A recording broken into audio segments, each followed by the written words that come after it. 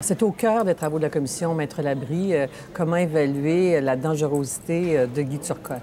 Et d'autant plus que ce qu'il faut se rappeler, c'est que s'il représente un risque important pour la sécurité publique, alors on se demande s'il doit rester en institution ou s'il doit y avoir une libération conditionnelle. Mais même s'il représente un risque important, il a droit à la libération conditionnelle s'il rencontre certains facteurs. Autrement dit, si les conditions proposées garantissent, si vous voulez, parce que, évidemment, il reste à voir quelle est la preuve qui sera apportée à ce niveau-là, mais il n'est pas impossible parce que la Cour suprême a bien dit dans l'arrêt Winco qu'il faut que la Commission rende la décision la moins sévère et la moins privative de liberté.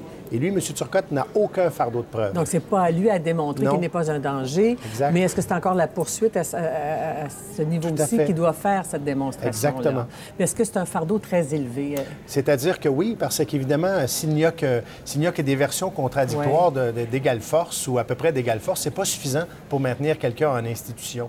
Donc, les critères juridiques qui doivent être appliqués par la Commission qui ne se laissera pas influencer par la pression populaire, par exemple. Ou une manifestation, par exemple. Non, parce que la Commission, dans le fond, ces manifestations-là, ce qu'elles manifestent, c'est que le verdict n'est pas satisfaisant pour une partie de la population, mais la Commission, elle, doit présumer que le verdict est bien rendu, que c'est un verdict bien fondé, et c'est à partir de ce verdict qu'elle travaille. On ne refait pas le procès. Non.